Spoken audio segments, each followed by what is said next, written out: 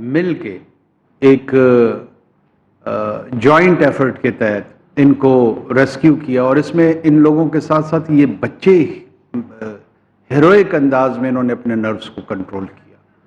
اب میں سوچتا ہوں کہ اگر یہ میں ہوتا وہاں پر تو ان 7-8 گھنٹوں میں مجھ پہ کیا گزر رہی ہوتی۔ یہ چھوٹے چھوٹے بچے، کوئی 5ویں میں، کوئی 6ٹھی میں، کوئی 8ویں کے بچے، جس کلاس کے بھی تھے،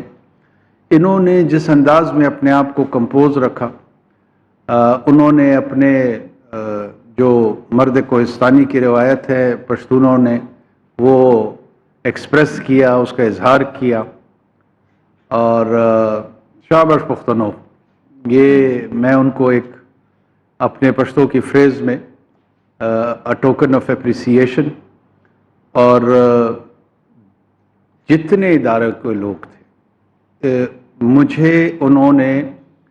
I felt proud, I genuinely felt proud کہ میرے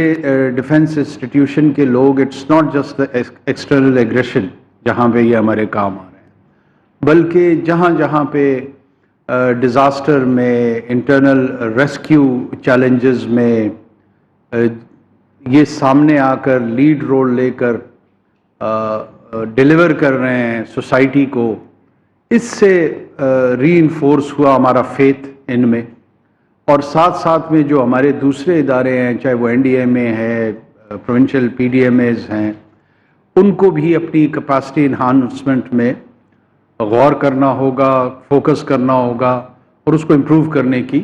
بہت بڑی سپیس موجود ہے۔ لیکن ظاہر ہے اس کا انتظار بہت سارے لوگوں کے ذہنوں میں یہ ہوگا کہ یہ ان کا کام ہے، ان کو کرنا چاہیے، جب تک وہ اس کام کے لیے مکمل طور پہ تیار نہ ہو ابینڈن تو نہیں چھوڑا جا سکتا۔ یہ ریئل ٹائم میں جب کل یہ 7 بچے تھے، ہم اس بحث میں تو نہیں پڑھ سکتے تھے کہ کس کا اختیار ہے، کس کو ان کو بچانا چاہیے، وابڈا والوں کو جانا چاہیے، صحافیوں کو جانا چاہیے، سیاستدانوں کو جانا چاہیے۔ جو ریئل چیلنج تھا وہ ان بچوں کو ریسکیو کرنا تھا۔ لیٹر آن اس بحث میں ہم پڑھ سکتے ہیں کہ یہ کس وقت کس کی فرائض میں ہے، کس نے کوتاہیاں کی ہیں، کس نے نہیں کی ہیں۔